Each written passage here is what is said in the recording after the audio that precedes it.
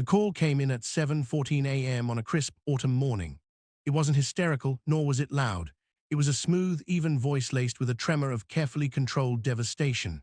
"My wife has fallen. I think she's gone," the man stated.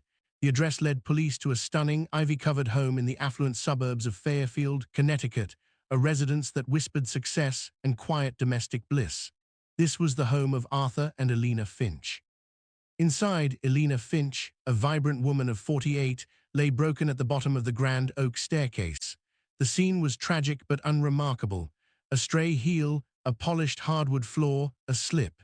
Elena, a successful marketing executive, was gone.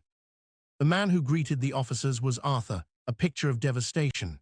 Tall, impeccably dressed even in his disheveled state, his eyes were wet, but his composure was chillingly intact.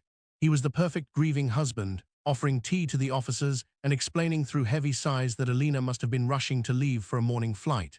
The initial police report was routine, accidental death. Case closed. But beneath the veneer of tragic misfortune, the first, subtle tremors of doubt began. Arthur Finch, 50, was, by all accounts, a catch. He presented himself as a semi-retired financial advisor, perpetually attentive and profoundly committed to Elena. Friends and colleagues spoke glowingly of their passionate romance, which began 2 years prior. Arthur showered Elena with attention, gifts, and unwavering support.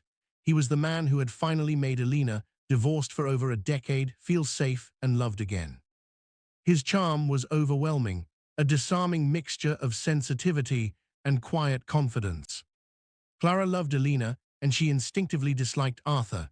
He was too smooth, his devotion too perfect. While Elena lay in the cold medical examiner's office, Clara watched Arthur operate. He handled the funeral arrangements with efficient, cold indifference.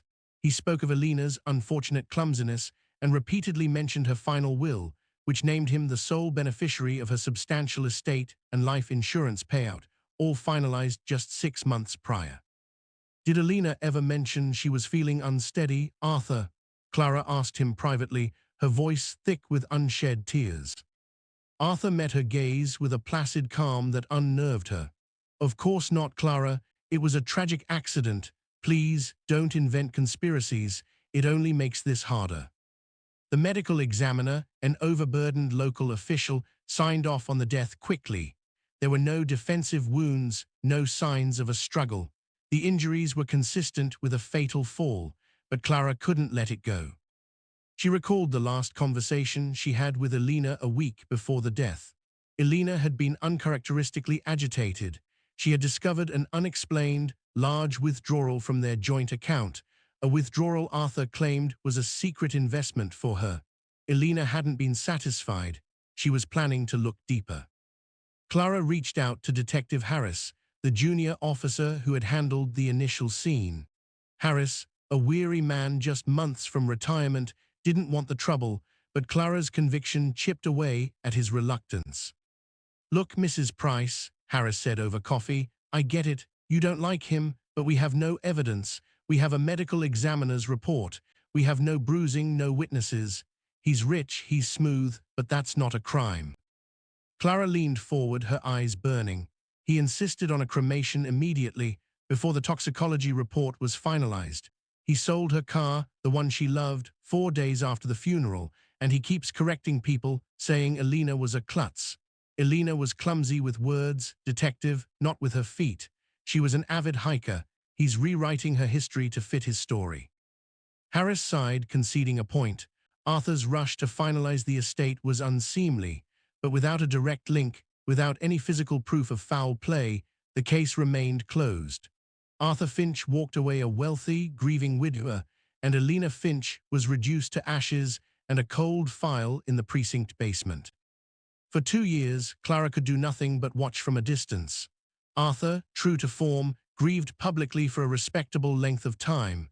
Then he began dating. He targeted the same demographic, wealthy, recently divorced, emotionally available women. 18 months after Elena's death, Clara saw the wedding announcement in the local paper. Arthur Finch had married Margaret Sterling, a retired school superintendent from upstate New York. Clara felt a cold knot tighten in her stomach. It wasn't just anger, it was a terrifying premonition. Clara spent the next 6 months sending anonymous tips to Margaret's local police precinct, referencing Alina's case, begging them to investigate the man's pattern. Her warnings went ignored, dismissed as the ravings of a spiteful relative. Then, one Tuesday morning, the headline hit the internet. Local philanthropist Margaret Sterling dies in tragic home accident. Clara dropped her mug, the sound echoing through her kitchen. The article, almost a carbon copy of the one written 2 years prior, stated that Margaret had died from injuries sustained after a fall down the basement stairs in the home she shared with her devoted husband, Arthur Finch. Arthur was quoted, his voice suitably choked, speaking of his unbelievable misfortune at losing another beloved wife so suddenly. He was already planning the funeral. The local police, seeing no sign of forced entry or struggle, had once again ruled the death accidental. This was no coincidence. It was a deliberate pattern of pure evil carried out with chilling perfection. But Arthur Finch, the man who married twice and became a millionaire, was not done. Somewhere in the bustling police precinct investigating Margaret's death, a detective finally saw the history file from Fairfield, Connecticut: 2 wives, 2 staircases, 2 separate fortunes. That detective knew, with sickening certainty, that he was looking at the work of a serial killer. The hunt for Arthur Finch, the ultimate Black Widow, was about to begin. Detective Ray Keller, a 20-year veteran of the New York State Police, didn't believe in luck. He believed in patterns.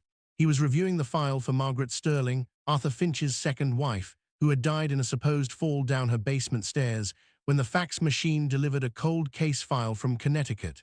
Reading about Alina Finch, the first wife, the first accidental fall, sent a shockwave through Keller's gut.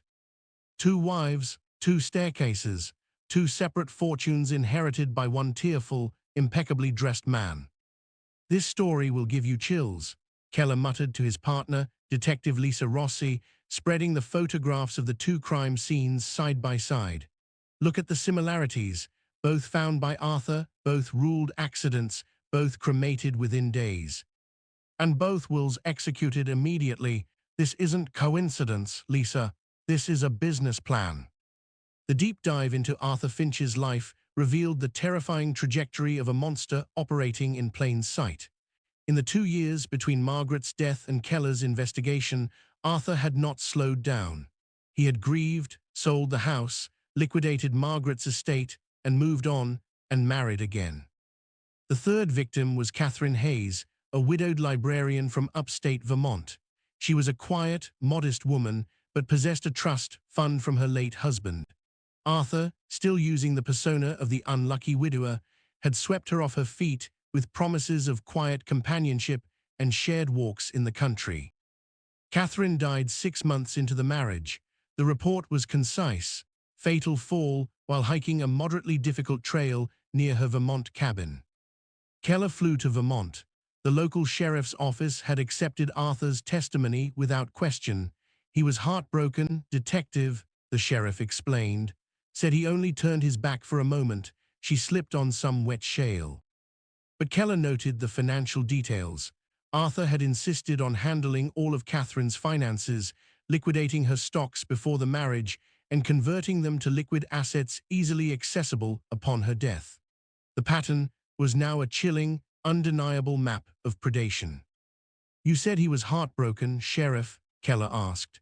"Did you ever question the fact that the man's first 2 wives also died in fatal, easily faked accidents?" The sheriff looked dumbfounded. He never mentioned previous wives dying, only that he was divorced from an old college sweetheart. Arthur Finch, the grieving widower, had become the charmer of deception, systematically omitting 2 dead wives from his personal history to keep his facade of tragic misfortune intact. He was untouchable because no single jurisdiction had ever seen the whole board. Back in New York, Keller brought in Dr. Evelyn Hayes, a forensic psychologist. She reviewed the case files, Arthur's public statements, and the timelines of his relationships. "The methodology is cunning because it doesn't require violence," Dr. Hayes explained. "No gun, no knife, just gravity. He marries them, quickly isolates them, ensures the will is executed, and waits for the opportune moment. His grieving is a performance of unbelievable misfortune. He sells the narrative that he's a victim of chance, deflecting all blame. She pointed to the consistent timeline: marriage 6-9 months, will trust update, accidental death 6-12 months post-update, immediate liquidation. He's a control artist, detective, Dr. Hayes concluded. He's not driven by rage, he's driven by avarice. The emotional investment is zero. He discards them like failed investments. She was certain she was looking at the work of a serial killer, yet the evidence remained stubbornly circumstantial. Keller returned to New York with a single, clear objective: stop the cycle. He had 3 dead wives. He refused to accept a 4th. They put a round-the-clock physical surveillance team on Arthur, tracking his every move. Arthur, having recently sold the Vermont cabin, was living in a luxury apartment complex in Manhattan.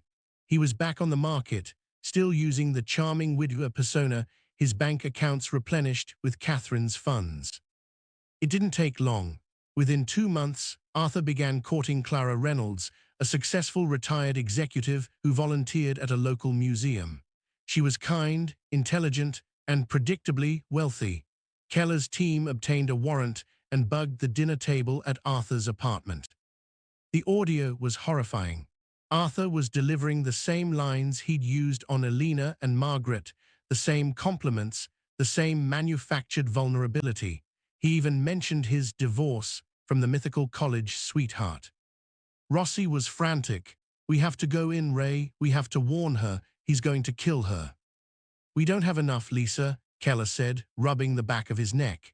"If we warn her, he vanishes. We need the proof to tie him to the first 3.